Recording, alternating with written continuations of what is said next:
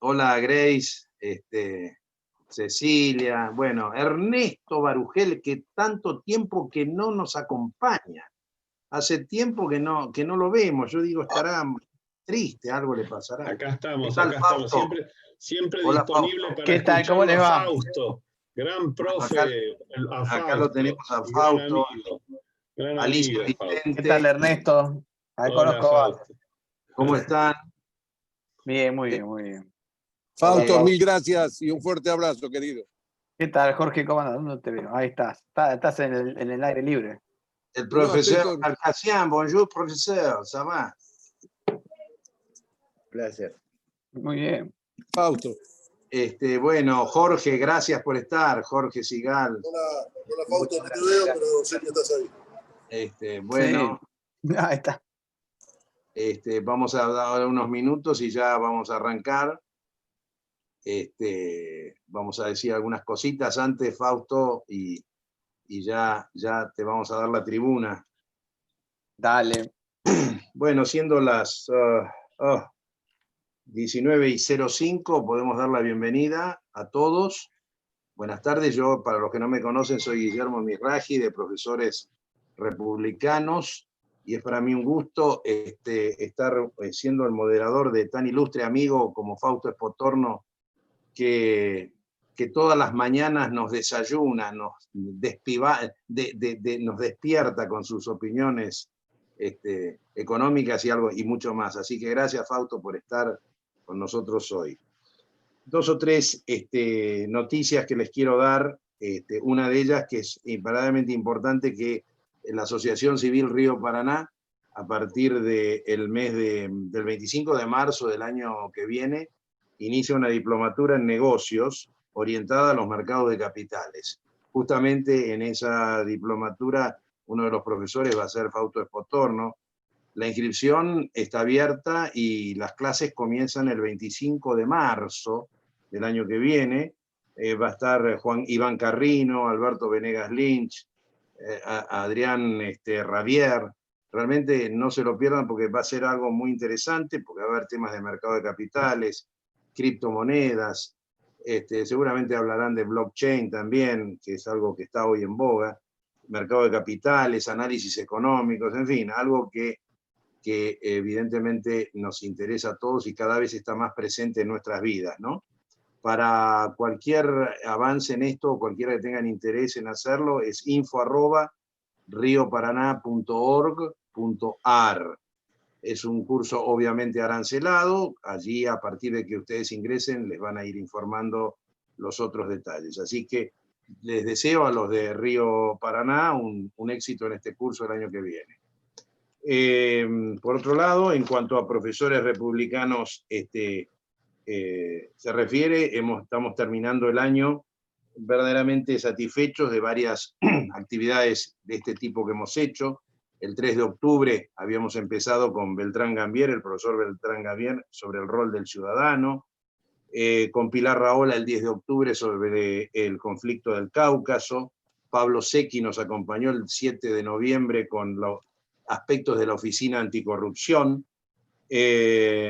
Martín Hadís nos dijo qué diría Borges de la Argentina de hoy. Fue una excelente charla esa. El populismo argentino estuvo en manos de quién, sino de Lori Sanata, que desde su ciudad, desde Bolonia, nos habló y estuvo con nosotros. Y hoy lo tenemos a Fausto con la crisis sanitaria o crisis estructural.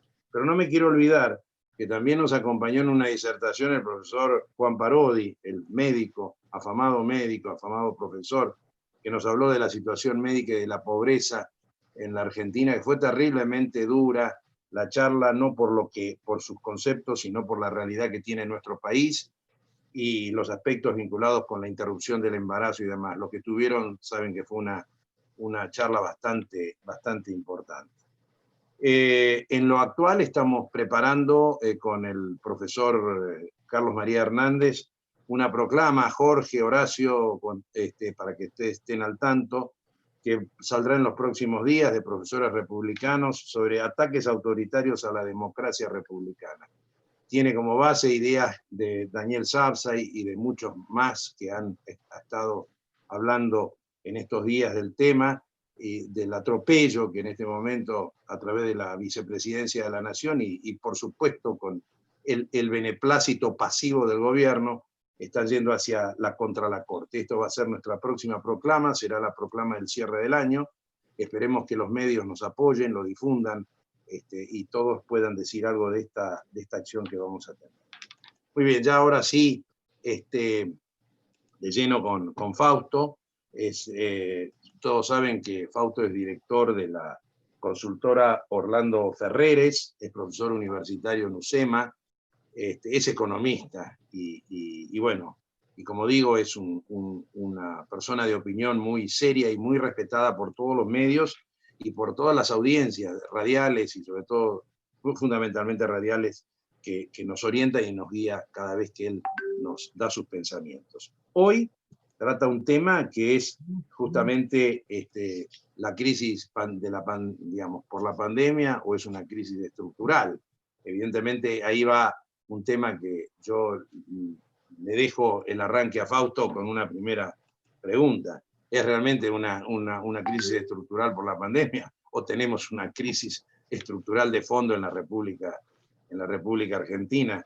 Va como, no sé si como pregunta, Fausto, o como punto kick-off, como se dice hoy, para que comiences. Y me pidió que le hagamos preguntas durante todo el desarrollo de la charla, y creo que cuanto más le preguntamos, más repotencia, y ahí tenemos el Fausto 100%. Gracias Fausto, un fuerte abrazo y gracias por estar con Asociación Civil Río Paraná y con Profesores Republicanos. La tribuna es tuya. Gracias, Guillermo. Sí, pregunten todo lo que quieran, y cuanto mejor pregunten y más pregunten, más jugo le van a poder sacar o le vamos a poder sacar todos a este compañero, ¿no? Me gustan más los desafíos que empezar a dar una charla, una clase en general. Las pueden ir escribiendo al costado y yo las voy a ir tomando y las vamos a ir haciendo. Así es, así es. Bueno, a ver, el tema, el título era este. Hoy estamos hablando de una crisis económica importante en Argentina, y obviamente el gobierno le echa la culpa al COVID, etcétera. Pero cuando uno mira un poquito los números de la economía argentina, lo que uno encuentra es una crisis estructural. Es más, estructural no solamente de parte de Argentina, también global, ¿no? La economía global ya viene con problemas medio estructurales. Y Argentina, les cuento, Argentina ya tiene una catástrofe estructural. El mundo tiene problemas estructurales, Argentina tiene una crisis estructural. ¿Por qué decimos que tiene una crisis estructural? Le voy a dar algunos datos para que tengan en cuenta. El capital, el stock de capital que hay en Argentina, todas las máquinas, las fábricas, etcétera, que hay en Argentina, dividido la cantidad de personas que participan en la población económicamente activa. O sea, el capital por persona en condiciones de trabajar es más chico hoy que en el 2010. Que en el 2010. 10 años atrás. Eso es importantísimo porque claramente la productividad de cada trabajador va a ser mucho más baja. Imagínense esta situación. Yo tengo 10 carpinteros y 10 martillos. Bueno, cada carpintero tiene un martillo. Ahora, si yo tengo 11 carpinteros y 9 martillos, bueno, van a tener que turnarse para usar los martillos, con lo cual la producción de cada carpintero va a ser mucho menor que cuando hay 10 carpinteros y 10 martillos. ¿Ah?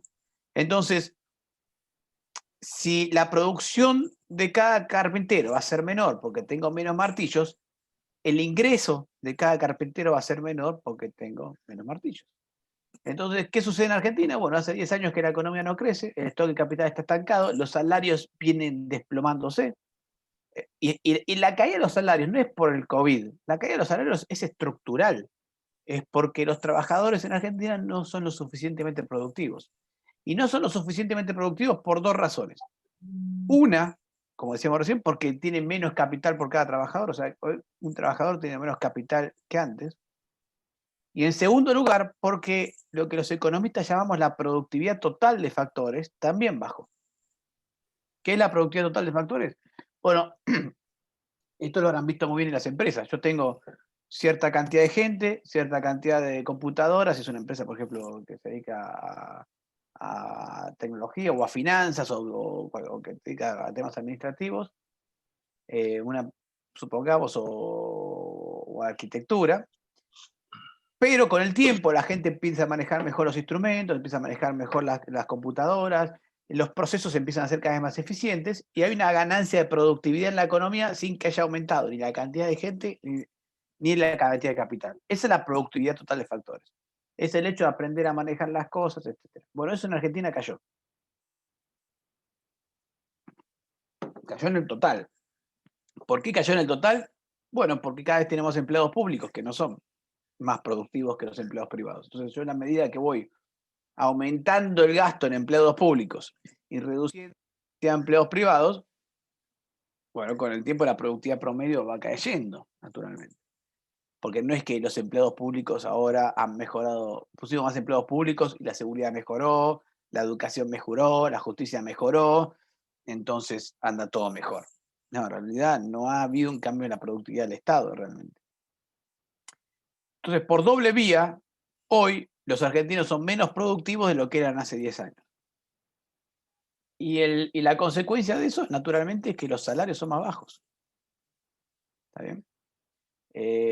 Y una forma fácil de verlo es la siguiente: la economía, el PBI de Argentina 2010 y el del 2019 eran prácticamente el mismo. ¿Está bien?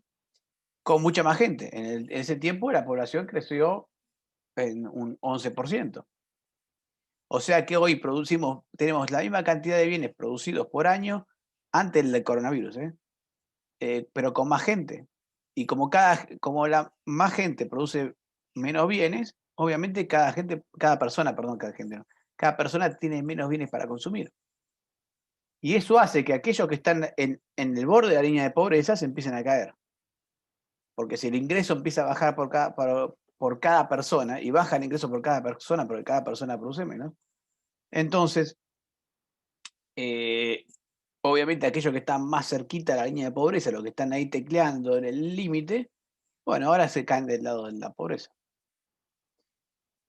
Y ahí nos agarra el coronavirus, ¿no? Ahora, primera pregunta que tendríamos que responder: ¿por qué llegamos a esta situación? ¿Por qué la economía argentina se ha vuelto tan improductiva, ¿no? o tan falta de productividad? Bueno, en primer lugar, creo yo que hay un tema que es el tamaño del Estado. El Estado ha crecido demasiado y el Estado no es un ente que pueda resolver problemas que resuelve el sector privado, ¿no? En principio, simplemente en números pura matemática, el Estado invierte prácticamente un 8% de lo que gasta. O sea, el 8% de lo que gasta el Estado es inversión. El sector privado, cuando lo vemos del otro lado, hoy en Argentina, por ejemplo, el sector privado invierte básicamente un 15% de lo que son sus gastos. Entonces, en esas condiciones, cuando yo saco recursos del sector público, el sector privado lo llevo al sector público, cae la inversión. Entonces, al caer la inversión, cae el estado del capital. En segundo lugar, esto ya es la matemática pura, la decisión por la cual el sector privado invierte es completamente diferente a la decisión por la cual el sector público invierte. El sector privado, cuando invierte por eficiencia. ¿Por qué por eficiencia? Bueno, porque cuanto más eficiente sea la inversión, más ganancia va a tener aquel que invierte, ¿no? Es más, lo que está buscando una empresa, por definición, es invertir lo más eficientemente posible para sacar el máximo posible de rendimiento. O sea, quiere hacer valer al máximo cada peso que invierte. El sector público invierte básicamente basado en cuestiones políticas. Entonces, se decide hacer tal o cual obra porque es conveniente para el voto, no es conveniente para el voto, etc. De hecho, desde hace mucho tiempo que hubo una época en el gobierno de Menem que se había puesto una ley para darle prioridad, técnicamente darle prioridad a las obras públicas, de tal manera de que no hubiera este manejo de la obra pública, sino que la obra pública que tuviera prioridad para ejecutarse es aquella obra pública que técnicamente genera el mayor beneficio social. Esa ley duró, no sé si alguna vez se aplicó realmente, duró 2 años, como mucho. Si se aplicó, la aplicación. Entonces, claramente a los políticos no les convenía mucho. Ahí Jorge sabe cuánto era. Un año, estás apagado. Sí, es del año 1998, Menem terminó en el 99, de manera que sí, es un año. Después se habrá, bueno, por supuesto habrá seguido teniendo vigencia durante el 2001, 2000 y 2001, pero sabemos muy bien cómo terminó toda esa película. Sí, no se usó prácticamente. Pero entonces el resultado es que primero que invierte menos y segundo que invierte peor. Entonces ya de por sí tenemos un stock de capital que va a ir decayéndose en la medida que va a ir decayendo en la medida que saquemos recursos del sector público, privado para llevar al sector público. Y eso ha llevado con el tiempo a una menor a un menor stock de capital. Hoy Argentina, por lo menos este año, invirtió menos, bastante menos. De hecho, ya este año, el año pasado pasó lo mismo, invirtió menos de lo que se amortiza en capital, ¿no? O sea, no logramos cubrir el stock de capital que se amortiza. Así que directamente estamos destruyendo capital. Y el otro punto es justamente la productividad total de factores. Cuando a nivel macroeconómico yo empiezo a hacer crecer al Estado y pongo a gente, contrato gente para evitar como seguro desempleo, el resultado de eso es que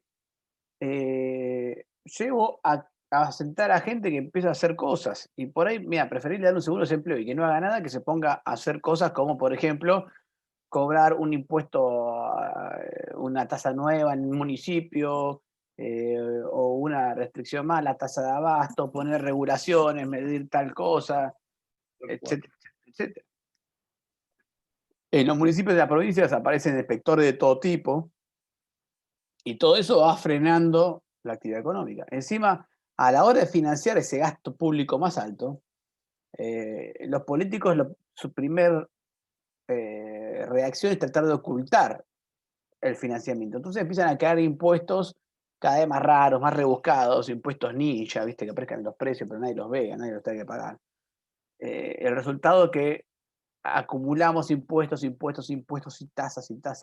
Según el IARAF, hoy en Argentina hay 165 diferentes impuestos y tasas en total, 165, 100 más que en Brasil, por ejemplo, de los cuales solamente 10 recaudan el 90%. ¿Ah? O sea que el resto 155 que hago, 160 hoy, ya son para molestar directamente. Y terminan molestando. Y son trabas y trabas y trabas y trabas que hay en la economía. Entonces, primer paso, todo eso ha hecho perder la competitividad, productividad y capacidad de producción de la Argentina. Un cálculo medio rápido que hemos hecho es que con un gasto público superando el 40% del PBI, la economía argentina es incapaz de crecer. ¿Por qué es incapaz de crecer con más del 40% del PBI? Bueno, imagínenselo como un señor que quiere subir una montaña con mucho peso en la espalda, porque hay que financiarlo ese gasto, no porque el gasto frene la economía, sino que hay que financiarlo. Y se puede financiar de dos maneras el gasto. O con impuestos, lo cual traba la economía, o alternativamente con financiamiento de algún tipo, o monetario o crediticio. Las dos fuentes de financiamiento frenan la economía también. Porque aún si me financio con deuda, como gobierno, tengo déficit y me financio con deuda, aún así, lo que hago es sacarle recursos al sector privado. Ese es el gran, por ejemplo, el gran fallo macroeconómico del macrismo, por ejemplo, fue no entender eso. El gobierno de Macri pensó que financiando el déficit fiscal con deuda, bueno, generaba recursos y con eso evitaba generarle problemas al sector privado. Y no fue así. Porque en Argentina, por ejemplo, en 2017 entraron 45.000 millones de dólares en Argentina. 45.000 millones de dólares en Argentina. Una enormidad. Si eso hubiera ido a inversiones privadas, la economía argentina tenía que estar volando en el año 2018-2019. Pero esos 45.000 millones de dólares, solamente 4.000, 5.000 fueron a financiar al sector privado. Los otros 41.000 fueron a financiar déficit fiscal. El resultado de eso es que toda esa entrada de capitales se llevó a básicamente al consumo y alguito a obra pública. Pero otra vez, la idea de que la obra pública estatal es positiva, bueno, es mejor que salarios al divino botón, pero no es mejor que la inversión privada, ¿no? Por la forma en que se decide. No necesariamente es mejor. Entonces, aún si nos financiamos con deuda, el gasto, igual estamos sacando recursos que el sector privado podría haber usado mejor. Y eso Argentina lo viene haciendo desde hace mucho tiempo. El resultado es falta de crecimiento. Y una economía hoy ya no solamente trabada desde el punto de vista fiscal, sino ya trabada también desde el punto de vista regulatorio, y ni les cuento ahora con el COVID. Y a todo esto nos cae el COVID. Y ahí profundizamos todos los problemas que teníamos. Entonces, más regulaciones, más trabas este año. Un gobierno que es incapaz que se largó con una cuarentena europea, pero con la plata, ni con la plata de Kenia tenía, porque no tenía dinero para largar una cuarentena tan rígida. Argentina estaba obligado a tener una cuarentena hiperinteligente, porque no tenía recursos para financiar demasiado el sector privado. El total de gasto COVID se estima en 3% del PBI, sin contar que hubo 1,5 puntos que aumentaron los subsidios energéticos por culpa de que congelaron las tarifas. Y eso por el COVID también. Ahora, si miramos contra otros países, no fue mucho. Colombia también tuvo un programa fiscal de 3 puntos de PBI, Uruguay de 2, pero Brasil, Chile, Chile ni le están arriba de 5 o 6 puntos del PBI, y los países desarrollados mucho más todavía. Entonces, el gobierno hizo una cuarentena muy grande, muy larga y muy duradera, sin testear correctamente, con todos los problemas que tuvo, pero sin tener recursos para aguantarla del lado fiscal. Y el resultado de eso fue el peor de los mundos. Aumento del déficit fiscal, bastante aumento del déficit fiscal cuando no lo podía aumentar más, una caída de la actividad económica que es el doble de la que va a tener el mundo, y resultados sanitarios bastante pobres en general, ¿no? Porque al no testear, al no haber ordenado las cosas correctamente, el resultado fue pobre en todo lado. Fausto, Sí, como vos lo explicás, con un PBI en caída libre, no me cabe duda. sí. Podemos pensar en una inflación que supere los 2 dígitos. Los 3, querés decir, tratamos Por dos, eso, largo dos. por eso. Le podemos llegar a los 3 dígitos. Sí, a ver, sí, no, tiene que ser un escenario muy de muchos errores hacia adelante. Pero es un buen punto. Ahí sí vamos a meternos un poquito en la crisis del COVID, ¿no? Estructuralmente quedó claro que la situación es o reformas o no salimos de aquí, ¿no? Primero, del tema estructural lo que quiero aclarar es, acá hacemos reformas y reformas muy profundas o no salimos de esta, ¿eh? Es una economía ochentosa, ¿no? Para salir de los 80 tuvimos que tener una hiper y después venir un Menem que básicamente privatizó todo, hizo grandes reformas. Ahora, en el COVID, ¿qué pasó con el COVID? El COVID es una crisis de oferta, que es una crisis que no estamos tan acostumbrados a ver. ¿Está bien? Hay crisis de demanda y crisis de oferta. ¿Qué es una crisis? Es cuando la oferta y la demanda, que están lógicamente en equilibrio, una de las dos se desploma. ¿No? En general, la crisis más común es la crisis de demanda. Agarren cualquier crisis, la crisis.com, la subprime, la del 2001, la del 29, son todas crisis donde hay un evento crediticio, algo ahí no paga la deuda, empiezan a caerse como dominó todos los bancos y se corta el crédito. Al cortarse el crédito, la capacidad de demanda se achica y la demanda se desploma. ¿Qué sucede después de que se desploma la demanda? Bueno, las empresas que estaban ofreciendo una cierta cantidad de bienes y servicios a la economía se encuentran con que nadie les compra esos bienes y servicios, y primero lo que hacen es bajar los precios, y ahí empieza a haber un proceso deflacionario, y después empiezan a quebrar. Entonces tenés un proceso de deflación con recesión. Y obviamente después empieza a caer también la oferta, ¿no? Porque en la medida que empiezan a quebrar empresas, también cae la oferta. Porque después se van a buscar, la oferta y la demanda tienen que volver a un punto de equilibrio. Así que después la oferta también se empieza a deprimir.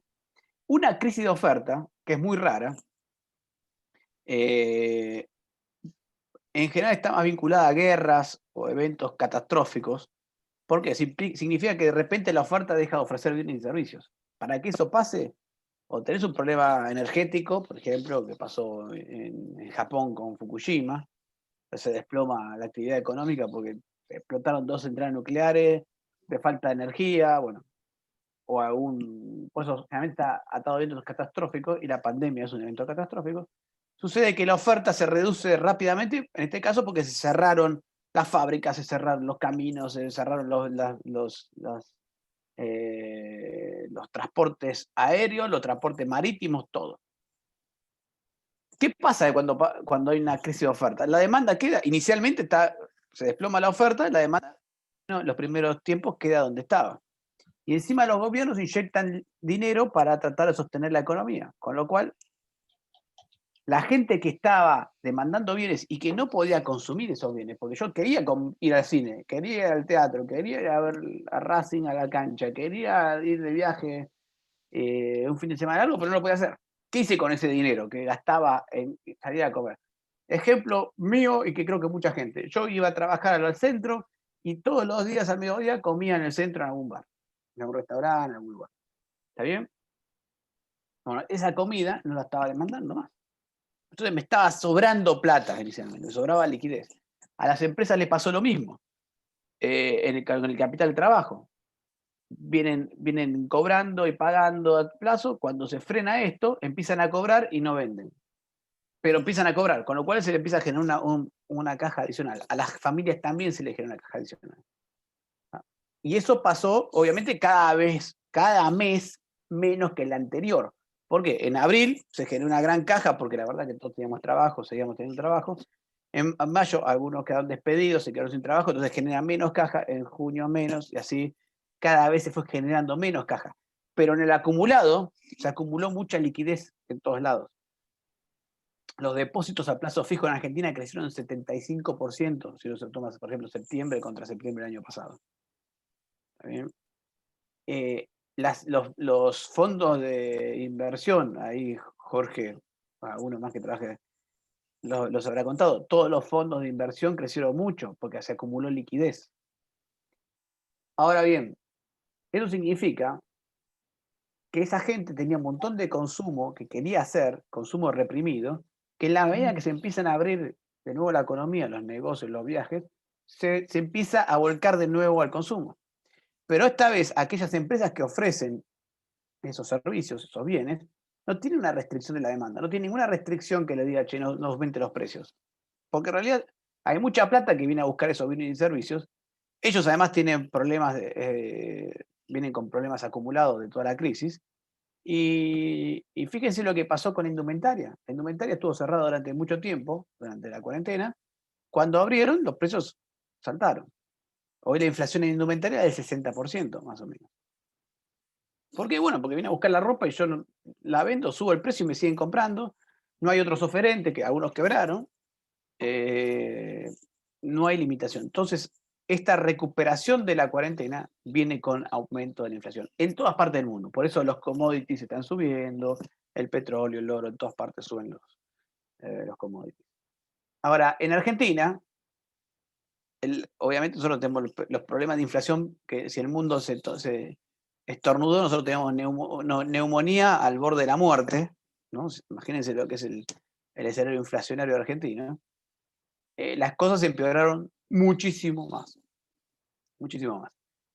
Porque además el gobierno no tuvo otra forma que financiar todo este déficit que generó con emisión monetaria pura. Emisión monetaria que nadie quería. Lo que pasa es que entre el cepo y el COVID, la gente medio que absorbió esos pesos inicialmente. ¿Está bien? Si uno mira la demanda de dinero, cuando terminó Macri estaba en el piso de los últimos 20 años. Ahora, después de Macri se recuperó la demanda de dinero. Ustedes me dirán, che, ¿qué? ¿Tanta confianza hay en el gobierno de Cristina Kirchner y de Alberto Fernández que la demanda de dinero crece? No, la demanda de dinero creció después de Macri por el cepo cambiario. El cepo cambiario generó un salto en la demanda de dinero en el 2011 y lo vuelve a generar ahora.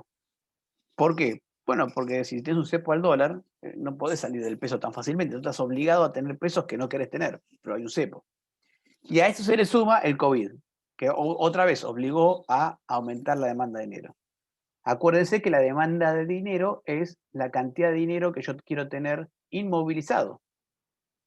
Y como le decía antes, por el tipo de crisis, de una crisis de oferta, y no poder gastar mi dinero, estoy obligado a inmovilizar dinero porque no tengo dónde gastarlo. Entonces tuvimos un shock de demanda de dinero inicial, se acumuló la demanda de dinero, y eso hizo que la inflación no se disparara tanto inicialmente, al hecho de que también había muchos precios que no existían, porque medíamos la ropa, ¿cuánto le poníamos de inflación? Cero, si no se podía vender. Al cine, al teatro, a la cancha de fútbol, ¿qué inflación había ahí? A eso súmele precios máximos que había puesto el gobierno, al precio de los máximos a los alquileres y otras cosas. Prácticamente un 40% de los precios en Argentina estaban limitados de alguna u otra manera por medidas gubernamentales. Ahora, se empezaron a abrir los negocios, la inflación empezó a aparecer, empezó la recuperación y empezó a aparecer la inflación, y en octubre nos pegamos un susto de la enorme, por así decirlo, cuando la dijo, che, estamos teniendo demasiados pesos, ahora que puedo sacarme el peso encima, me lo saco, y se fue al dólar todo junto, y el dólar se disparó a 200 pesos, que es un tipo de cambio altísimo. Para que sea una idea, el tipo de cambio de 200 pesos lo tuvimos en los peores momentos de la hiperinflación, en el peor momento del Rodrigazo y en el peor momento de la crisis de balance de pagos que vivió Perón en el 51-52. Solamente en esas 3 ocasiones tuvimos un tipo de cambio real, o sea, ajustado por inflación, de 200 pesos de hoy. Locura ese tipo de cambio. Eso es un susto que se pegó el gobierno, porque cuando uno es economista y ve una suba como esas, está mirando la hiperinflación a la cara. No sé si a la cara o vimos la sombra de la hiperinflación. ¿Por qué? Porque la hiperinflación es la demanda de dinero tendiendo a cero. No es lo mismo la inflación que la hiperinflación. Son dos bichos diferentes. Es como el resfrío y la neumonía. No, la neumonía no es mucho resfrío. La neumonía es un bicho diferente que la gripe. Y la hiperinflación es un bicho diferente que la inflación. La inflación es básicamente cuando el gobierno emite más peso de lo que la gente quiere y genera inflación.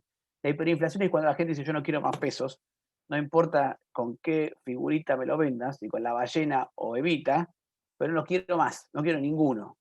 Y apenas lo cobro me lo saco encima.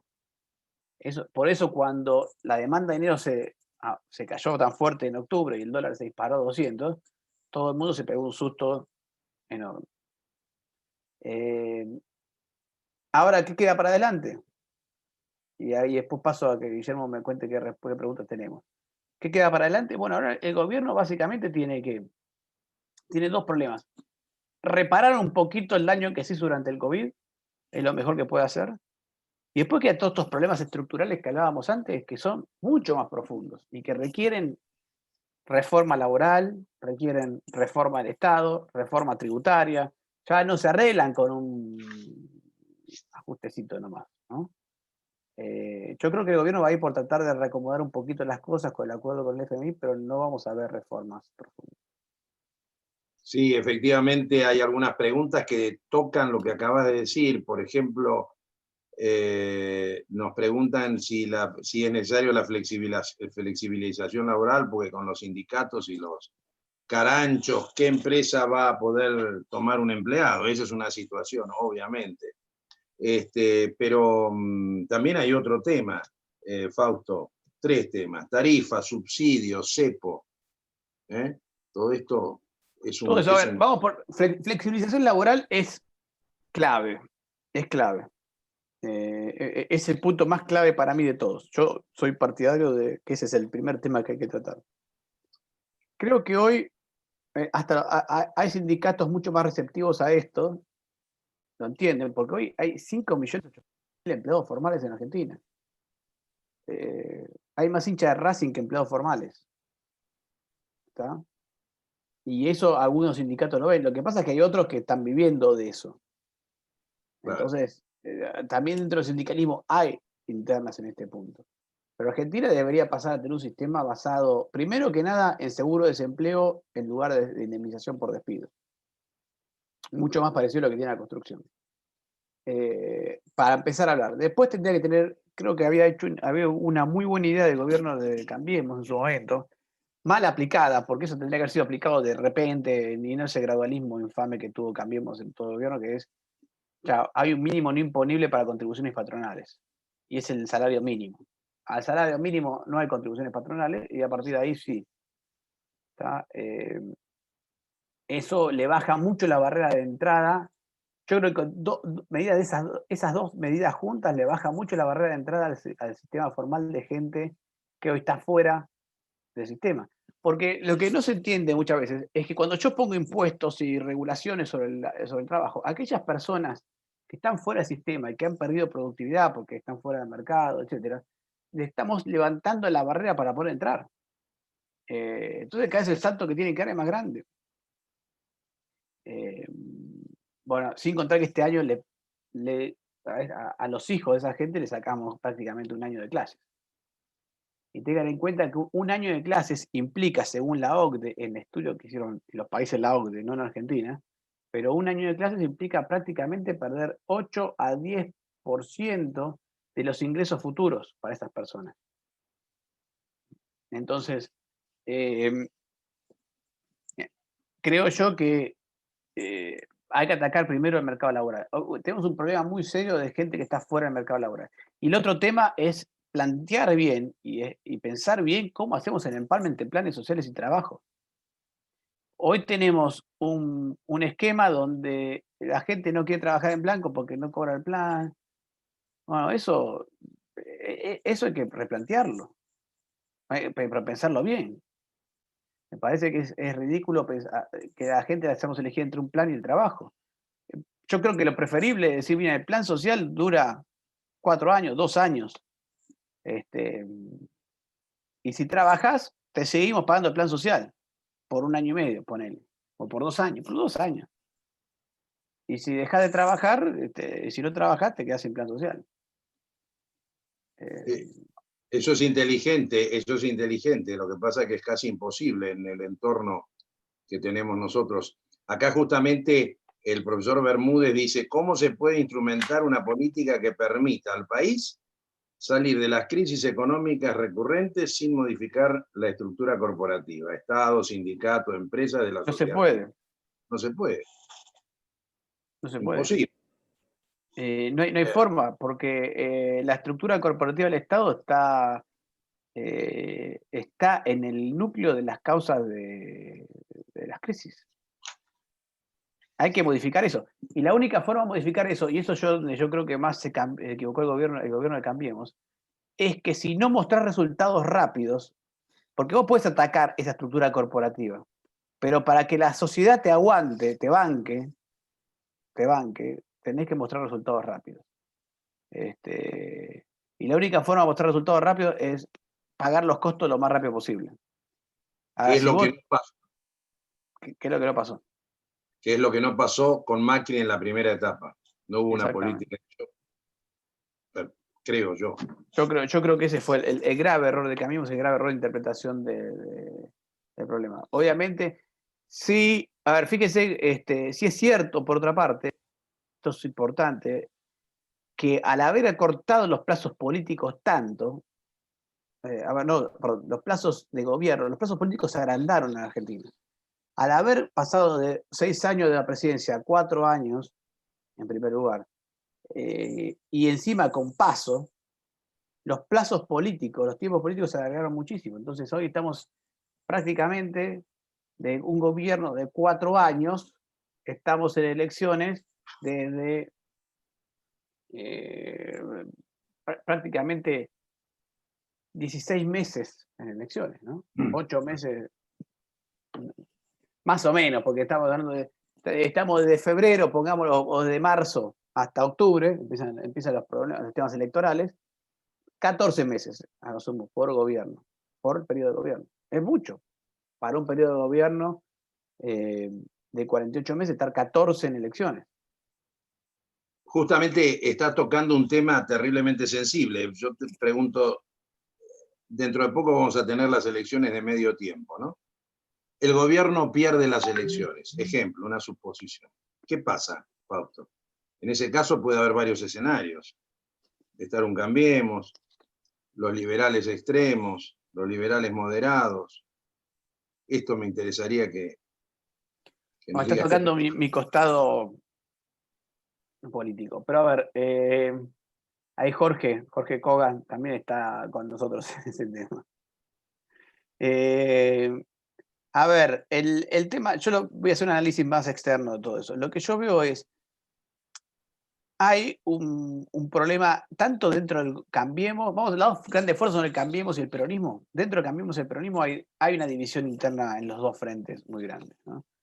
En el caso del peronismo está claro, hay una parte del peronismo que está dentro del Frente de Todos, que es la que está dirigiendo la batuta, por así decirlo, y después tenemos una parte del peronismo más, diríamos, racional, pero que está completamente afuera del sistema de gobierno. Y en el medio está Massa con su intento de no sé qué. No sabemos, no entendemos muy bien a Massa. Porque claramente todo el mercado, todo el mundo se da cuenta, toda la gente que está en el sector privado, no en el lado político. Ahora vamos al tema. Que se necesitan estas reformas, que la economía argentina no tiene capacidad de crecimiento en absoluto. Puede tener rebotes, pero no crecimiento real. En la política esta idea no está muy clara. No está muy clara. Y esto va para el lado de Cambiemos como para el lado de el gobierno. Y el gobierno tenemos ya te digo, a Massa, que es una especie, para mí, tiene esta visión de que en realidad no está tan grave la situación, hay que hacer algunas modificaciones, un tema más muy parecido al razonamiento al que tenía mucha gente de Cambiemos, o que tiene mucha gente de Cambiemos. Y hay otra parte del peronismo que sí se da cuenta de esto. A mí me han contactado sindicalistas para decirme, che, esto no va más. No va más porque no estamos generando nuevos trabajadores. Ya, si ellos se dan cuenta que sus cuentas se empeoran. No hay magia en eso, hasta ellos se dan cuenta. Pero están fuera del gobierno. Y después del otro lado tenemos Cambiemos, que todavía está en una discusión interna que no ha logrado resolver. Todavía hay gente de Cambiemos que piensa que el ajuste fiscal de Macri fue el que lo llevó a perder las elecciones. Como si eso fuera el problema, digamos. Es más, diría que en Cambiemos gran parte de la discusión es, che, ajustamos, se nos fue la mano con el ajuste o no tendríamos que haber ajustado. ¿Sí? Pero estás en una discusión que no tiene nada que ver con la realidad. ¿No? Como si, a ver, en Cambiemos muchas veces uno le da la sensación de que están discutiendo todavía si el tratamiento que le dieron era que la pastilla era la azul o la verde, o si una pastilla más fuerte o una más suave. En realidad el señor tiene que estar en la mesa de operaciones. ¿No? Y vemos por eso que hoy no hay una idea clara en la clase política sobre lo que está sucediendo en la economía o en la sociedad real. Y es muy importante para mí entender eso porque lo que vemos es una desvinculación muy grande entre la sociedad y la clase política. Y cuando uno habla con políticos es notorio eso, ¿eh? No están en contacto con lo que estamos pensando los demás. Y después viene el tema liberalismo. Y ahí hay dos líneas hoy. El liberalismo más mediático, más cultural, digamos, que ha tenido mucho éxito en convencer generaciones más jóvenes y traerlas hacia ese lado, incluso batallando contra la izquierda, ganándole batallas que antes la izquierda ganaba fácilmente, y que hoy está representado por José Luis Espert y Milei. Y después hay un liberalismo más moderado que también, digamos, más bien pensando en construir algo más institucional y a largo plazo, ¿no? Después vamos a ver cómo evoluciona todo eso en el futuro. Esas son las estructuras que hay hoy, y después la izquierda que va con sus curros y vive como bien la izquierda. Acá me Nadie sabe de qué pregunta, viven, pero... acá me pregunta la profesora Cohen Arasi, Susana, nos dice, ¿no cree que, como dijo un patólogo, es la política jugando a la medicina? Es decir, más allá de la crisis estructural, esta es una crisis sociosanitaria porque jamás se evalúa el costo-impacto de las políticas sanitarias. Bueno, algo se ha dicho, ya has contestado, sí, pero traigo la pregunta en respeto a la profesora, que creo que en parte la has contestado, ¿no? Tiene razón, es así. A ver, siempre hay un problema, siempre pueden surgir problemas que no son económicos. Pandemias, crisis, terremotos. Bueno, uno como gobierno tiene la obligación de calcular los costos y los efectos de las políticas que puede hacer. Incluso lo hacemos como gobierno, como persona. Imagínate si te inunda la casa, ¿tá? O se te enferma un familiar. Bueno, vos podés tomar ciertas medidas, algunos, pero bueno, puedes, por ejemplo, hipotecar el futuro de tus hijos porque tu madre tiene una enfermedad grave. O sí, por ahí tendrás que ver, si no tenés chicos, que tendrás que ver si tenés chicos, si no tenés chicos, o cómo lo haces. Siempre hay costos y beneficios en todas las cosas que vos haces, y lo tenés que pensar eso antemano.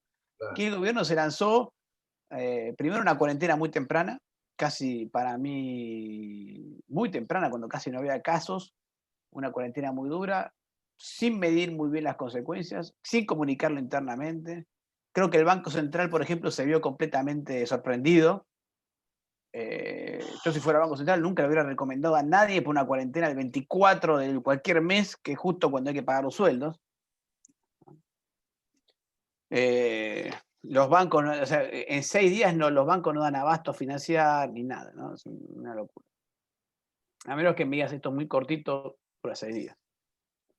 Se mandó una cuarentena muy temprana, sin medir los costos, sin entender todo el sistema que había que poner en marcha para establecer una cuarentena. O sea, ya no estamos hablando del tema de salud. Cuando vos pones una cuarentena tenés que medir exactamente una idea de cuál va a ser todo el proceso de una cuarentena. No es tan fácil poner una cuarentena. Lo alargaron un día. Después, ¿se acuerdan que había trabajos básicos que después no eran básicos, que lo volvían a poner como básicos, como esenciales, lo sacaban, lo ponían? Las maestras nunca fueron esenciales. Bueno, un montón de cosas. Hay una pila de preguntas, enorme cantidad. Dale. Hay una pregunta de Marta García, que dice algo que está en relación con algo que leímos hoy en los diarios de que hay el intendente de Capitán Sarmiento, Javier Iguacel, empezó a bajar los impuestos, eliminó como 60, 80 impuestos y empezó a subir la recaudación. Y Marta García nos pregunta, quisiera saber si en Argentina hay alguna provincia o región autosustentable, o si todas dependen fuertemente del gobierno nacional. También si hay alguna provincia que haya generado empleo. Dos partes de la pregunta, ¿no, Fausto? A ver, sí, primera pregunta es, sí, lo de Iguacel es conocido. Iguacel también, lo que hizo Iguacel fue ordenar el tema de tasas, no es que bajó los impuestos, ¿eh? Subió las tasas que eran las más usuales y eliminó las que eran ridículas. Y eso muy bien, ordenó todos los impuestos y después mejor. En primer lugar. En segundo lugar, provincia autosustentable hoy en Argentina, bueno, la capital federal claramente es una. Y después San Luis, La Pampa. A ver, la pregunta es mucho más tricky de lo que uno podría pensar. En realidad, ¿por qué? Porque Argentina en realidad tiene un sistema de coparticipación donde se decidió la coparticipación en el 88. Básicamente por la combinación radical peronista de esa época. Y eso ha beneficiado mucho a las provincias intermedias, San Luis, La Pampa, ¿no? Y ha perjudicado mucho a Córdoba, Santa Fe, Buenos Aires, Capital Federal. Esas son las grandes perjudicadas de la coparticipación. Entonces, la pregunta, ¿a qué se refiere? Si no hubiera coparticipación, qué provincias sobrevivirían? Te diría ya, son Córdoba, Santa Fe, Buenos Aires, Capital Federal. Y Mendoza, Tucumán, Entre Ríos. Esas son las que sobrevivirían ante la eliminación de la coparticipación. Si cada una fuera un país en sí sola, o sea, tuviera que vivir de sus recursos, le pasáramos todos los impuestos nacionales a las provincias y se gastan, las únicas que sobrevivirían es ahí, y San Luis ahí en el palo. Eso no es así. Hoy en Argentina están todos los recursos distribuidos. Después, ¿qué provincias han sido grandes perjudicadas? Ya le dije, Capital, Provincia de Buenos Aires, Santa Fe, Córdoba, Mendoza, Entre Ríos y Tucumán, que son como la segunda línea, están ahí, son las que zafaron, pongámosle. Y después todas las demás han sido más bien beneficiadas de la coparticipación. Entonces no es tan fácil, depende a qué se refería con la pregunta, ¿no? Pero yo te digo, provincias que no tengan problemas hoy fiscales no hay. Mira, las mejores son San Luis, Capital Federal, en general siempre fueron las dos mejores administradas, históricamente. Incluso en la época de Aníbal Ibarra, y siempre fueron de las mejores administradas. Y por lo tanto, como dice García, generadores de empleo. Y, perdón, la segunda pregunta, la parte de la cual. La última parte de la pregunta es que son a su vez generadoras de empleo. Sí, hoy nadie genera empleo en Argentina. No se genera empleo en Argentina. La gran generadora de empleo es la provincia de Buenos Aires. Pero a ver, hay que diferenciar el problema fiscal en dos partes. Y esto sí me parece importantísimo. Un problema es el problema financiero, que es el déficit fiscal, es un problema financiero. ¿Qué significa? Que tengo que cerrarlo. Y yo puedo tener un problema financiero con gasto público muy alto o con gasto público muy bajo. Entonces, en los 90 tuvimos un problema financiero, no pudimos financiar el déficit, pum, crisis del 2001, y nos fuimos a los tomates. Los problemas financieros suelen ser explosivos. Le pasó a Macri, le pasó a De la Rúa. De un día para otro, ¡brum!, se acumula un problema financiero y explota. Y después tenemos un problema económico, que es un problema nuevo que Argentina no solía tener. Argentina siempre tuvo problemas financieros. O sea, siempre explotó por el déficit fiscal, cada tanto una crisis fiscal que nos hizo volar por los aires. Pero lo que acumuló Argentina ahora, que ojo, en los 80 también, es un problema económico. Al problema financiero de cómo financiamos el déficit fiscal, se sumó un problema económico que es el tamaño del Estado. El tamaño del Estado, que es muy grande y muy regulador y muy pesado para sostener, es que no explota. Simplemente nos va desangrando continuamente. Es como tener un montón de sanguijuelas en el cuerpo, ¿viste? No te va a dar un shock ni nada. Te vas a ir muriendo desangrado con el tiempo. Y No hay quiebra del Estado, no hay Chapter 9 de los Estados Unidos para los municipios. Eso ya lo hablábamos ayer. Digo, para mí hay que dolarizar y crear un Chapter 9 para Argentina. Después ahí algún abogado que me explique si se puede hacer, pero mi idea es tener una ley de quiebra del Estado, que el Estado pueda decir, bueno, muchachos, no puedo pagar, entro en quiebra. Y cuando entro en quiebra, puedo al demonio con la estabilidad del empleado público, al demonio con todas las leyes y los gastos que pueda mantener el Estado, se pagaría el ANSES, naturalmente, y todo lo demás, todo negociable. Sí, lamentablemente, todo. imposible en la Argentina, los abogados que están acá confirmarán esto también. Varias preguntas, Fausto, dicen, el problema lo ven como político. Hace 80 años que nos desgobiernan que nos gobiernan los mismos, hace 80 años que se vota lo mismo. Fodringham dice, tenemos ciclos políticos muy cortos. Hay un tema político que es casi endémico, ¿no? Argentina tiene un problema estructural y ese problema estructural es político.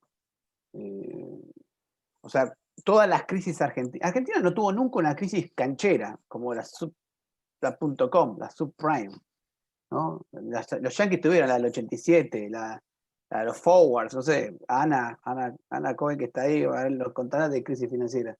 Pero la Argentina tuvo nunca una crisis canchera de eso. Toda la crisis argentina fue el Estado, no pudo pagar, al demonio con todo, pum, piña, y se acabó.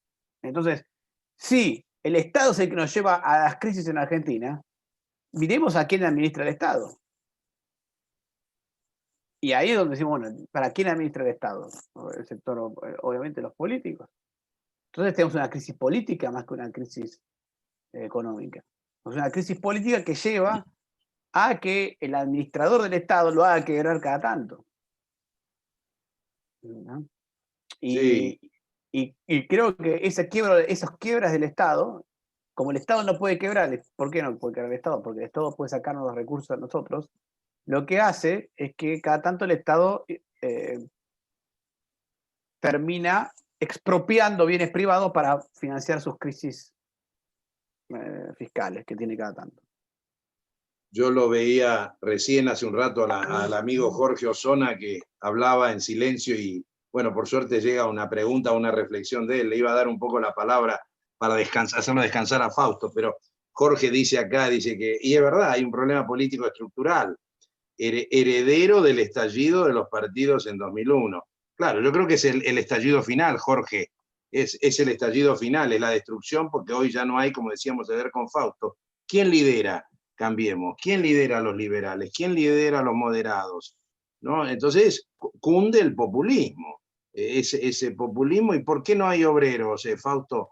Porque hoy hay lumpens. El de mameluco y de overol desapareció, cada vez hay menos. Entonces, la fuente de trabajo no existe más. Y lo que dice Jorge me parece que es cierto. Hay coaliciones débiles, los frepaso fracasaron siempre, ¿o no, Jorge? Sí, si me da la palabra un segundito. Sí, cómo Sí, no. lo que pasa es que hubo entre 1983 y 1999 hubo dos partidos, hubo un sistema político bipartidista de alternancia que facilitó muchísimo las cosas. Facilitó, por ejemplo, una rápida salida de la crisis de 1989, facilitó incluso el Plan Austral en el 85, donde casi todo salta por los aires, facilitó la convertibilidad y un nivel de crecimiento interesante. Ahora, ya hacia fines de los años 90, y la alianza es un buen testigo, ¿no? Estallan los partidos políticos. Ya hacia la postrimería del gobierno de Menem es una liga de gobernadores y de microgobernadores que son los intendentes, el peronismo.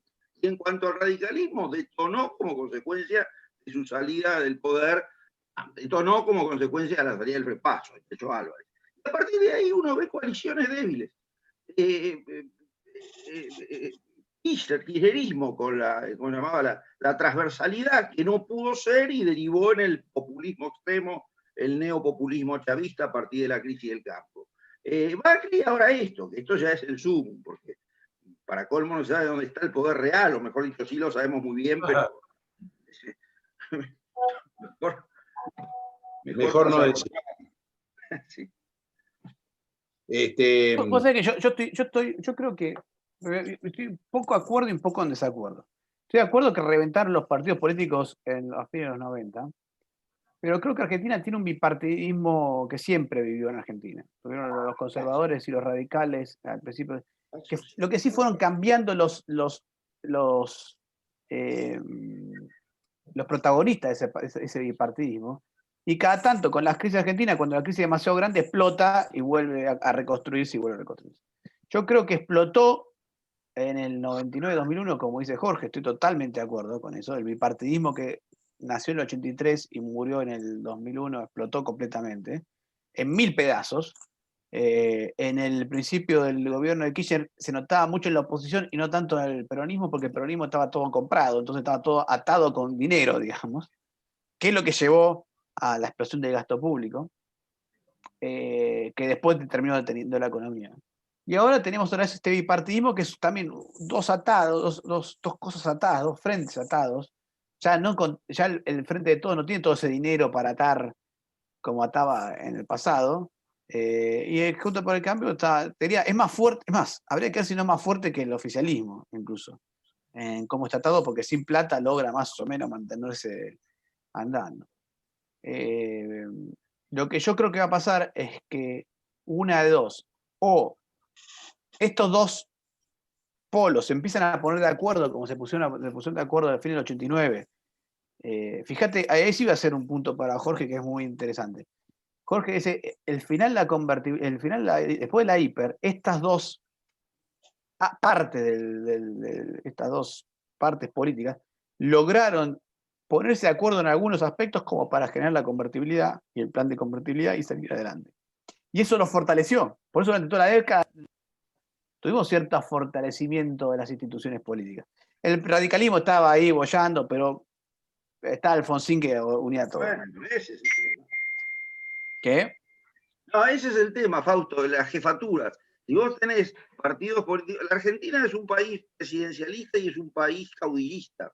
Por lo tanto, si vos tenés partidos políticos fuertes, jefes partidarios al frente del gobierno, las negociaciones salen por añadidura. Eso fue lo que pasó en el 85 con el Plan Austral, lo que pasó en el 89 con las dos leyes anteriores que precedieron a la convertibilidad, que fue la Ley de Reforma del Estado y la Ley de Emergencia Económica. Y pasó en el 2001, porque de no haber sido por estos caudillos, por Duhalde y por Alfonsín, este país hubiese saltado por los aires, porque el hilito de institucionalidad que quedó hubiese saltado también, y entonces vas a ver, nos hubiéramos precipitado hacia una guerra civil. Hoy eso no lo tenemos. Hoy tenemos espacios. Hay espacios conservadores, radicales, pero espacios no necesariamente, espacios inorgánicos. La inorganicidad creo que es lo que complica, bueno, acuerdos mínimos.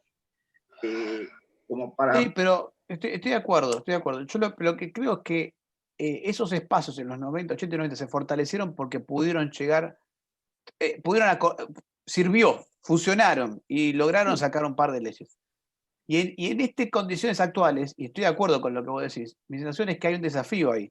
O estos espacios de Juntos por el Cambio y Frente de Todos, como existen hoy, esas dos grandes áreas, logran algunos acuerdos mínimos, que ojo, creo que lo único que Alberto Fernández por ahí entendió, logran poner acuerdos mínimos, o podemos ir a una crisis mucho más grande. Y si hay una crisis mucho más grande, no van a sobrevivir y vamos a encontrarnos con otros espacios. Entonces, hablando del liberalismo, ¿qué es lo que puede aportar el liberalismo a todo esto? Es ser uno de esos espacios en el futuro si esto explota por los aires.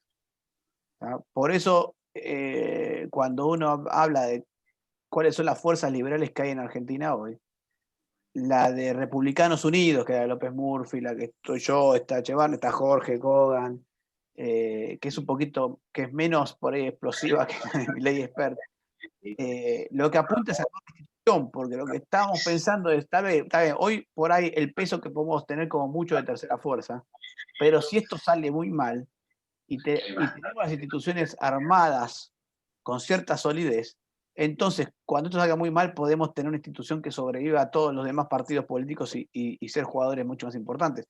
Porque a diferencia, ahí voy a decir algo más que Jorge creo que lo está poniendo implícito en todo esto. A diferencia de los otros partidos políticos que hay, incluso de Juntos por el Cambio, el liberalismo sí tiene alguna respuesta a la pregunta ¿cómo salimos de esto?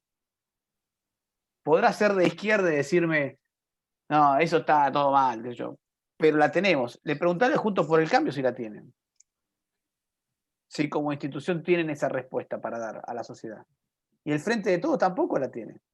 Entonces, o estos dos frentes se ponen de acuerdo y encuentran alguna salida real, o esto puede terminar en alguna crisis, y ahí creo yo que hay una oportunidad para aquellos que sí tengan una respuesta ante la pregunta ¿cómo hacemos para salir de estos problemas estructurales?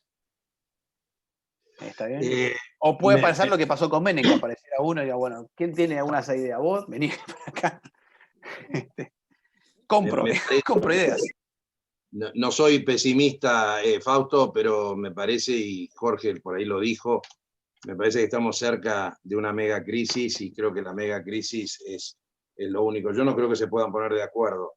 Es imposible. Es muy difícil. Hay una pregunta pero tampoco lo sacaría, lo eliminaría de suyo eso, ¿eh? Porque obvio. Fíjate el susto que se pegaron con el dólar 200. Y vos me vas a decir que no es posible que te pase otra vez lo de octubre. ¿Y más fuerte? Sí, claro. Y ahí con miedo se toman decisiones que antes, que sin miedo no se toman, ¿viste? El miedo no es sonso. Es así, eso sí. Hay una pregunta del campo, ¿no? Para sacarnos de esto que está interesantísimo, este ida y vuelta. Pero acá el amigo Fabián Ver me había hecho hace ya un rato una pregunta, dice que él sabe que a nivel de campo la soja será muy beneficiosa, ahora está subiendo internacionalmente y demás. Esto, la primera parte de la pregunta de Fabián es, ¿va a beneficiar al país o va a ser para lograr más retenciones y más ingreso al Estado?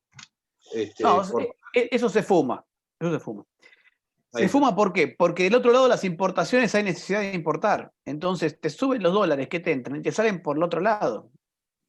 En economía, cuando hablamos de macroeconomía, hay una relación que le cuesta mucho pensar a la gente en general que no es economista, porque es inversa a todo lo que nosotros conocemos en microeconomía. Empiezo con esto. Cuando ustedes tienen una empresa, dicen, che, la empresa va a tener ahorro, va a generar ahorro, si los ingresos superan a los egresos. Entonces, la variable clave es si voy a tener más ingresos que egresos, entonces Si me ingresa más plata de la que gasto, tengo un ahorro. Lo mismo para la microeconomía personal. Si me ingresa más plata de la que gasto, entonces voy a tener un ahorro. ¿Tá? En macroeconomía la causalidad es inversa. Yo voy a tener más ingresos que egresos si ahorro. Lo que se define primero es el ahorro o el desahorro, y después si voy a tener más ingresos que egresos. Y lo van a ver de esta manera. Cuando salen capitales, cuando salen capitales se está ahorrando, la gente está sacando la plata de Argentina y ahorrando en el exterior. Está ahorrando, la Argentina como país está ahorrando en el exterior. Cuando salen capitales, automáticamente empezamos a tener superávit en la balanza comercial. ¿Por qué? Porque gastamos menos, porque ahorramos más y generamos superávit comercial. Entonces, ¿qué pasa? Lo que determina el superávit comercial o el déficit comercial es la salida o entrada de capitales, y no al revés, como puede pasar en la vida personal de uno, que si uno decide gastar menos, ahorro. Lo primero que se decide es el ahorro. Entonces, si vos no generás ahorro, si vos no generás la sensación de que la gente ahorra localmente, o por ejemplo, o que entre en capitales, cada dólar adicional que genere el ingreso, que genere los ojeros o el campo, se va a ir o por la balanza o la cuenta corriente, o sea, por la cuenta capital, perdón, por la generación de dólares que se fuguen, o se va a ir por los dólares, por las importaciones, perdón. Entonces, cada dólar adicional que generes por las exportaciones se te va a ir, se fuma enseguida, por alguna puerta, digamos, porque la gente quiere los dólares. ¿Está? Por eso hay un error al pensar que si sube más la soja, vamos a acumular reservas. En estas condiciones, en donde hay desconfianza, todo dólar que generes adicional se te escapa, a menos que logres generar algo de confianza. Y ahí, cuando logras generar algo de confianza, lográs retener algo de ahorro de los argentinos, o que los argentinos no ahorren tanto en el exterior, ahorren más localmente, y ahí es donde generás algún alivio en los dólares. ¿Está? Por eso te digo, la suba de la soja te puede ayudar a mejorar un poco la actividad económica, si querés, porque te abre un poco más las importaciones. Pero no. Fausto, hablamos de la crisis, hablamos de microeconomía, de la macroeconomía, de la hiperinflación, y acá hay un tema que del campo dejamos afuera y que nos lo trae, y me alegra que esté acá y lo saludo directamente al profesor Ragazzi, a Guillermo, gran profesor y gran amigo. Y Guillermo nos dice, advierto el poco espacio que ha tenido esta exposición, no lo hemos llegado a tocar, acerca de la educación. Estimo que es clave en este drama la educación. Vamos a la educación un rato, Fausto, unos minutos. Dale. Ya... ¿Qué opinas? Lo que dice Ragazzi. A ver, el tema educativo en Argentina es malo para empezar a hablar. Argentina tiene una particularidad, ha mejorado mucho en la educación universitaria y en la educación de posgrados, ¿está bien? Sí. O venía mejorando mucho en universidad y posgrados, y venía empeorando mucho a nivel primario y secundario. Cuando uno mira los números de educación, análisis de PISA, etc. Y eso lo que hace es naturalmente aumentar. Cuando se habla de distribución del ingreso, te diría que esa es una de las condiciones más importantes a mirar. Si mi educación primaria y secundaria empeora y mejora mi universidad de posgrado, universitaria, posgrado y postdoctorado, toda esa historia, entonces, naturalmente, la distribución del ingreso tiende a empeorar. Entonces, es un primer punto fundamental a la hora de hablar de distribución del ingreso. En segundo lugar, la universitaria diría que ha mejorado gracias a las privadas más que a las públicas, a pesar de que los números a la UBA la siguen colocando muy bien, básicamente porque se mide la cantidad de alumnos como una de las variables importantes ahí, ¿no? Pero cuando uno mira hoy graduados y testea graduados de universidades públicas y universidades privadas, ve cada vez una diferencia más notoria entre ellos, ¿no? En la UBA, ojo, la UBA depende mucho de qué profesor elegís, así que tenés margen. Pero hoy lo que sí estoy viendo yo, y esto me pasa personalmente, es que me empiezan a mandar un montón de alumnos, me están mandando exámenes que le están tomando o libros que están leyendo, están totalmente alterados, donde en historia directamente hay una alteración completa en la historia argentina, ¿no? En cuanto a lo que es verdad y lo que no es verdad. Y les recomiendo, hay amigo de muchos de nosotros, Agustín Echevarne en Instagram, tiene 900 fotos e imágenes de exámenes, trabajos prácticos, etcétera, que le mandan los alumnos, donde los profesores básicamente lo están tratando de hacerles decir cosas que no son, ¿no? Y eso es un tema que me preocupa mucho. Salió en La Nación hace creo que el domingo pasado, ¿no? Un artículo sobre... Sí, de 2 páginas. Un artículo Exacto. de 2 páginas enorme de toda esta situación que está planteando. Y eso pasa, pero ¿sabés qué pasa? Hay una gran falencia también a nivel de educación en la conducción de las autoridades en la universidad pública. Están extremadamente politizadas y ahí también llegó la política con color populista. Bueno, Tenemos, es que la universidad también tiene un sistema electoral que beneficia a eso, ¿no? claro, totalmente, totalmente. A afianzar Vos eso. sabés que hiciste un lío bárbaro, Fausto. Hay un lío bárbaro. Hay 75 preguntas pendientes.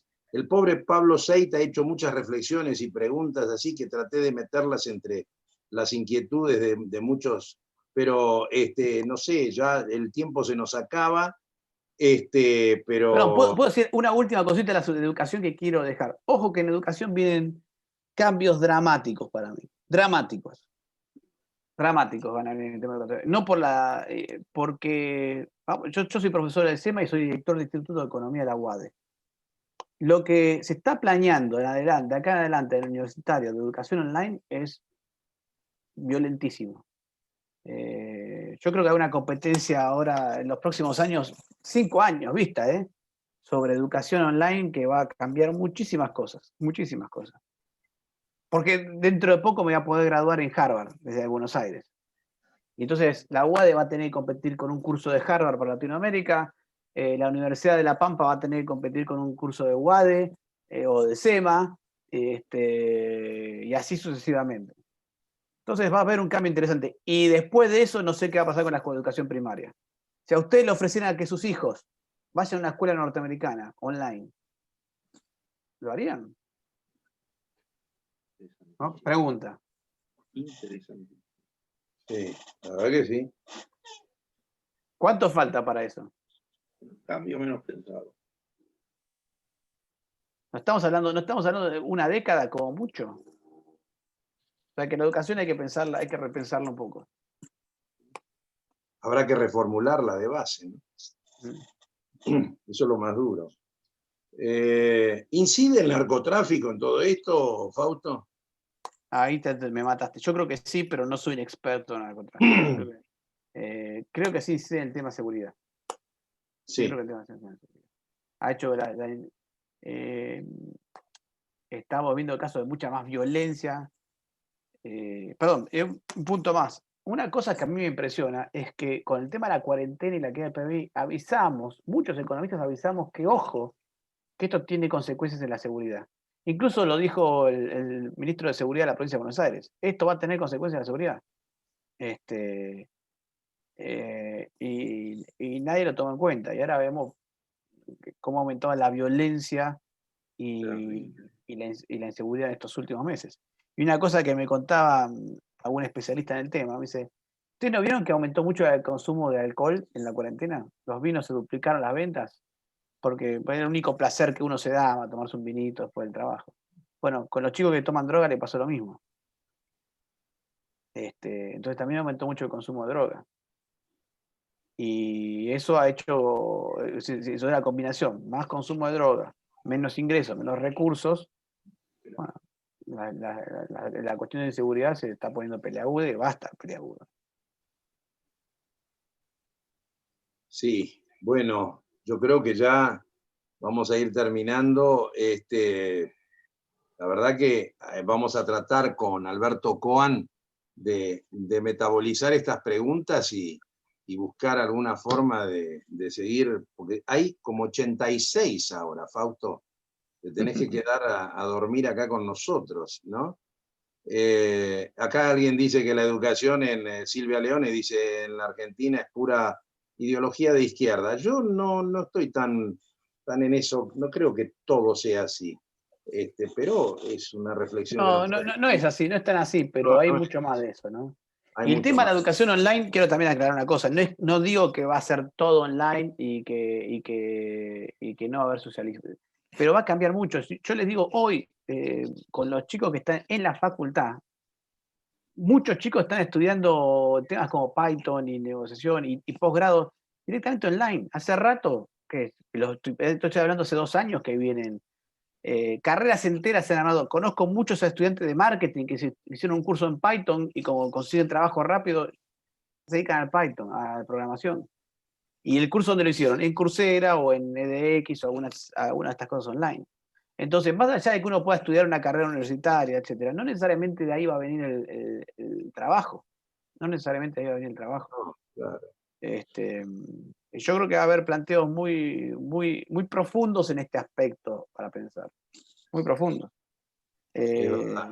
Obviamente cierta sociabilización va a quedar, pero va a haber planteos muy profundos en este aspecto. Pero, es más, acá estamos con Armando, lo contabas al principio, el curso que estamos hablando es un curso online, Sí. prácticamente, con Alberto. No, Alberto, sí que Alberto quiere contar algo de eso. Es un curso online, es una diplomatura online, prácticamente. Vamos a ver, nos vamos a juntar alguna vez, pero esto es online, ¿no es así? Sí, sí, así es.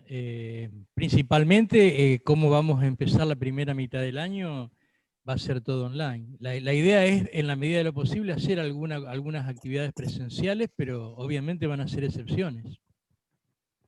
No, y así va a ser todo. Fíjense que yo hablé hace 2 días con la parte académica de la Facultad de Derecho, de la cual soy profesor titular, y ya me adelantaron extraoficialmente, pero con la confianza que me tienen, que la facultad no se abre el año que viene. Por lo menos no hay visos de que se pueda abrir. Y además, Ragazzi lo sabe, para abrir una facultad de las públicas hay que reorganizarla higiénicamente, con luz, con aire, con todo lo que falta. La Facultad de Derecho, para volver a abrir, necesita no sé cuántas decenas de miles de dólares para que los baños sean desde los baños hasta las aulas. Hay aulas en lugares inhóspitos que no se van a poder tener más.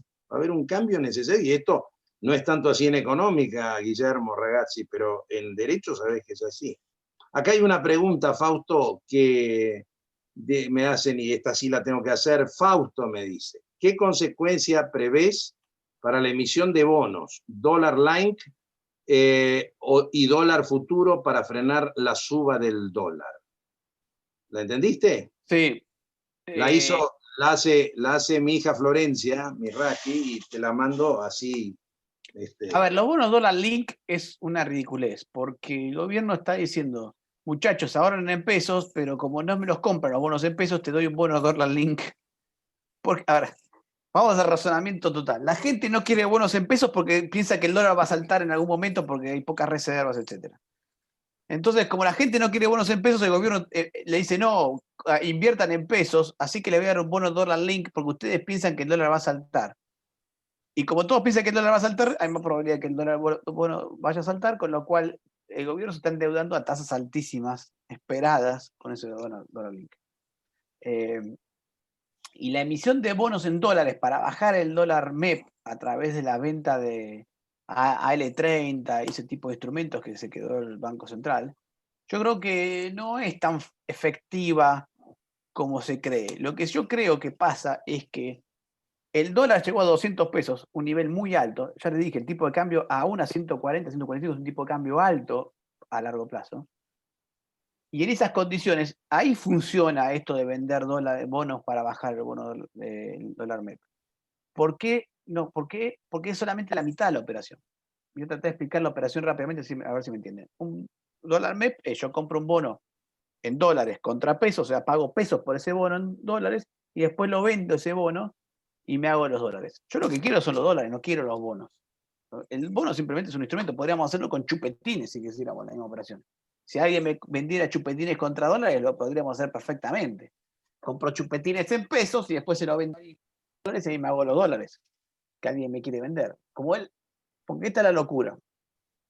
Si Guillermo me quisiera vender dólares a mí, lo tiene que vender al dólar oficial, al mercado, al gobierno, y yo se lo tendría que comprar al gobierno al dólar oficial, pero no se lo puedo comprar. Entonces, Guillermo, si le sobraran dólares, no me los puede vender a mí, al dólar que nosotros dos pactaríamos libremente, que es un dólar libre.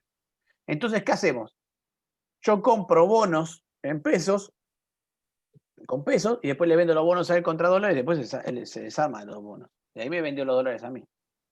Podríamos haber hecho con chupetines. Yo compro chupetines en pesos, se los vendo a Guillermo contra dólares, ¿no? Podemos hacer con cualquier otro instrumento. Ahora, ¿por qué? Porque lo que yo quiero son los dólares. El gobierno lo que hace al vender dólares a L30 en el mercado, hace la mitad de la operación, porque él vende los bonos contra pesos, y hace bajar el precio de los bonos contra pesos. Entonces, me baja el bono en pesos, y cuando yo quiero comprar ese bono, me sale más barato. Entonces, cuando hacemos el tipo de cambio baja, porque yo vendo ese bono contra dólares, pongámosle que el bono contra dólares sale 100, y yo compro a 1.300, entonces pagué 130. Y si el gobierno me lo baja de 1.300 a 1.200, pagué 120. ¿Entienden? Ahora, a la larga, en algún momento, cuando yo le vendo todos los bonos a Guillermo, contra dólares, Guillermo se da vuelta y revienta los bonos, bueno, el bono también va a bajar contra dólares. Cuando yo empiezo a vender los bonos contra dólares, perdón, antes, cuando yo empiezo a vender los dólares contra bonos, para los bonos contra dólares, ahí lo hago bajar yo también el bono contra dólares. Entonces el tipo de cambio no me debería cambiar.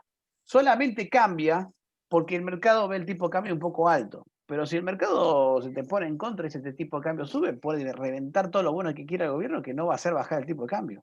Porque no está ofreciendo los dólares al final de la operación.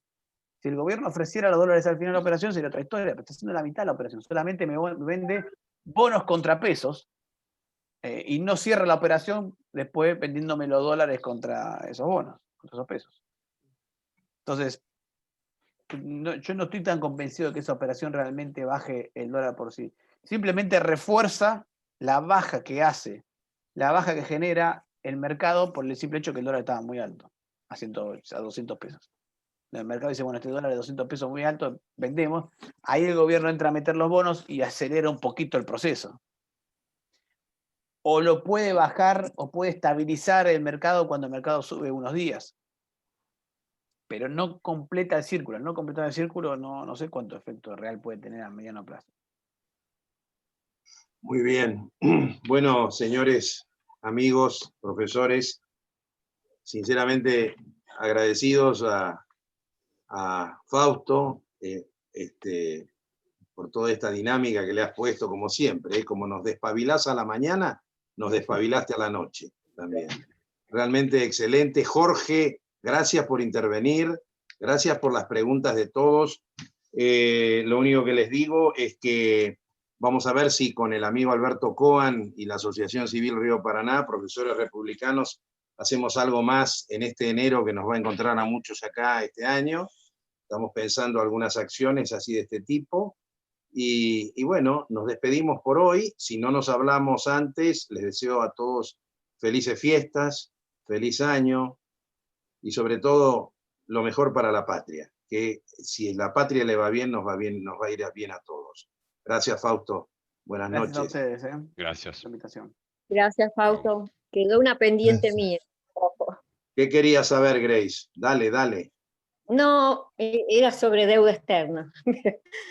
Es otro momento, porque te la mandé a tu mail, no a tu mail, a tu chat, pero no se leyó, no importa.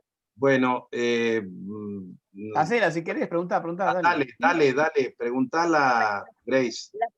La pregunta es si, digamos, ¿qué grado de conveniencia vos ves, Fausto, a trazar el acuerdo con el Fondo Monetario?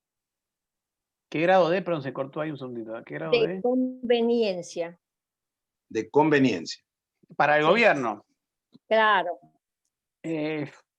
A ver, políticamente es conveniente para el gobierno porque no tiene que hacer mucho ajuste este año, que el FMI le va a pedir,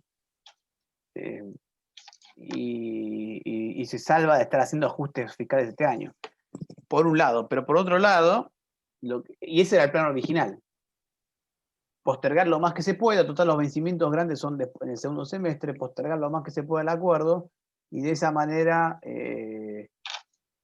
salir este año, no tener que hacer ningún ajuste y empezar el año que viene con el acuerdo. Ahora bien, el problema que está viendo el gobierno es que las reservas que tiene No alcanzan. son escasas, digamos, son finitas. Claro. Entonces, por ahí necesita que el FMI le tire unos mangos para recomponer un poquito la reserva. Y entonces ahora está medio dudando de esa situación. Pero me parece que originalmente la idea era postergarlo un poco por eso. Pero bueno, nada. Ese era el grado de conveniencia que tenía el gobierno. Igual el acuerdo con el FMI no te va a solucionar nada, nada de nada. No, Nada de nada. A Macri no le solucionó pero, mucho la vida. bueno, pero era otro momento también. Jorge, ¿quieres una pregunta? ¿O quieres saludar? Estás muteado. Abrí el Primero, micrófono. primero que nada, agradecerte, Fausto, como siempre. Y la otra pregunta es que yo veo que todos los economistas miran la parte económica, pero la parte política en este caso es extremadamente grave. El Fondo Monetario no solo mira los números, sino que mira otras cosas. Claro, Por ejemplo, el ataque contra las instituciones del país. Y no son instituciones de beneficencia ni corporativa de barrio. Estamos hablando de la Corte Suprema y del Procurador y de la reforma de la justicia, que son cosas demasiado importantes y graves. Entonces el Fondo Monetario va a refinanciar a un país que va hacia Venezuela más rápido que volando. Y otra cosa, que es otra pregunta, el Fondo Monetario quiere que se libere el tipo de cambio. Ya le llamó la atención al equipo de economía por intervenir en el mercado de los dólares libres, digamos, interviniendo con la venta de bonos, que lo que significa es un endeudamiento adicional a una tasa del 16%. Y el fondo no se chupa el dedo. Claro. Entonces, el impacto que la política y las malas decisiones que se están tomando hoy a la desesperada, evidentemente deben influir en las decisiones del fondo. ¿Me equivoco? Sí, van a influir, pero ¿cómo lo va a manejar? A ver, pensá que hoy la situación para Guzmán es óptima, políticamente hablando. Yellen es la secretaria del Tesoro de Estados Unidos. El marido de Yellen es el amigo de Stiglitz. Los dos ganaron el premio Nobel el mismo año. Por la misma razón. Así que hoy el poder que tiene Guzmán para presionar por el tema del FMI y Banco Mundial es bastante grande.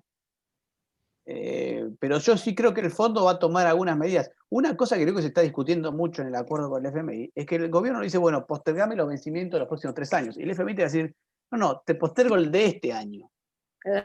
El año que viene, vemos. A ver qué hacemos. Y me parece que ese va a ser el mecanismo que va a usar el FMI.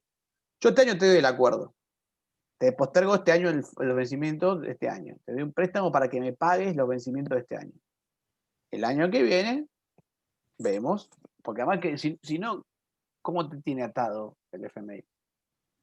Me parece que va a venir por ahí la negociación con el FMI, lo que le está costando. Y otra cosa, el FMI es cierto que no quiere que intervengas en el mercado libre, pero en cuanto al control de capitales no es tan rígido.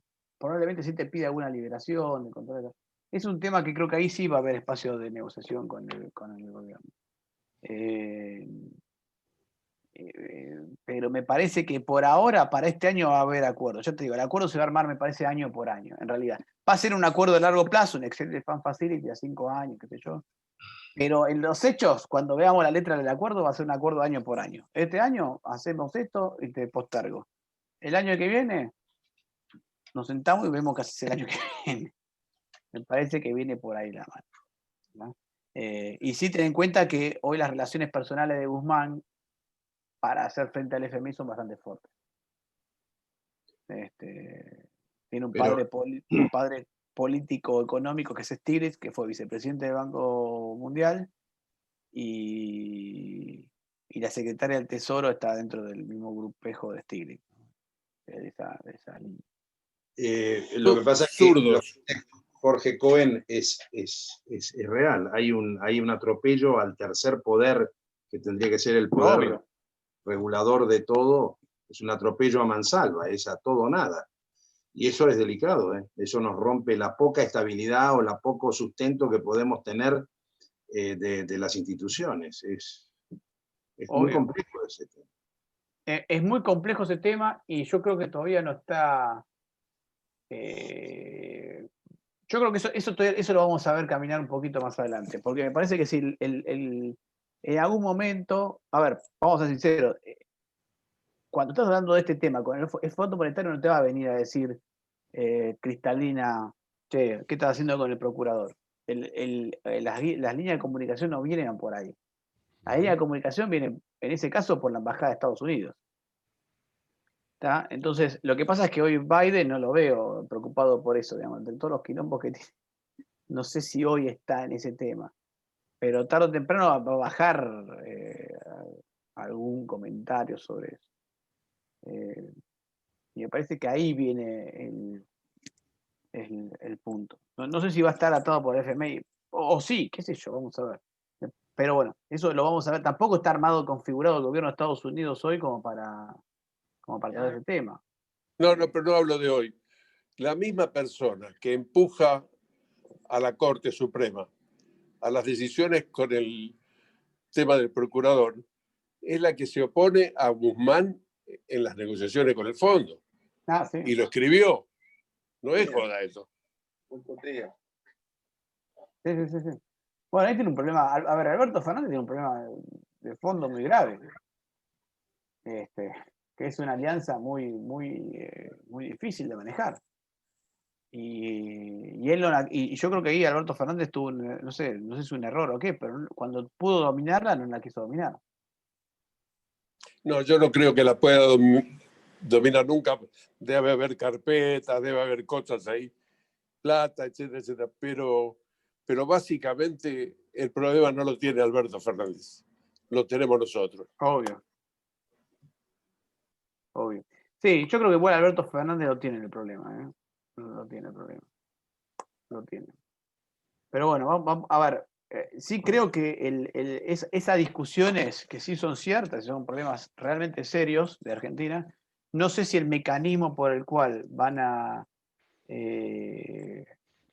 ser presentados hacia la Argentina viene por el lado del FMI o viene por otro lado. De acuerdo. No sé si es el mecanismo de conexión internacional, por así decirlo. Muy bien, muy bien. Bueno, ahora sí, gracias Jorge, tus reflexiones son las de profesores republicanos puramente. Y también le agradecemos a Jorge Cohen y al grupo Cohen de habernos traído a Fausto y ayudado en todo esto. Así que, bueno, nos volvemos a despedir, pero pronto van a tener noticias de nosotros. Por lo pronto hay una proclama y el amigo Alejandro Fodringham está trabajando en el tema de educación fuertemente, que ahí lo vemos, con el grupo de profesores republicanos, y vamos a tener novedades. Así que, y el amparo que tenemos para salvar los fondos de la ciudad está pendiente, está ahí. Tenemos uno de los abogados que nos patrocina, que es Horacio Bermúdez, y está también Alfredo Vítolo y Eduardo Barreira Delfino. Esperemos que ese amparo tenga resultados favorables antes de fin de año. Nada más, Fausto, y una invitación que te hacemos, como se la hemos hecho a Lori Sanata y la aceptó, y que es que te integres a nuestro grupo de profesores republicanos a partir de ahora. Si aceptás la invitación, te vamos a incorporar y va a ser un homenaje y un honor tenerte entre nosotros. Esto no es un partido político, esto tiene un lema que es muy importante para nosotros, que es idea más acción. Este es el lema nuestro, ese es el lema, idea y más acción, no idea sola. Y por eso te queremos invitar, porque sos un hombre de acción. Espero que nos aceptes este convite. Muchas gracias, sí, cómo no. Bueno, Bueno, Jorge Osona, tenemos un miembro más, ¿eh? Un miembro más, la verdad que en buena hora. Muy bien. Muchas gracias a todos, que tengan buenas noches, feliz Navidad y buen año. Adiós. Adiós. A todos. Chau. Muchísimas gracias, muy bueno, muchas gracias. Muy bueno también, muchísimas gracias. Un gusto.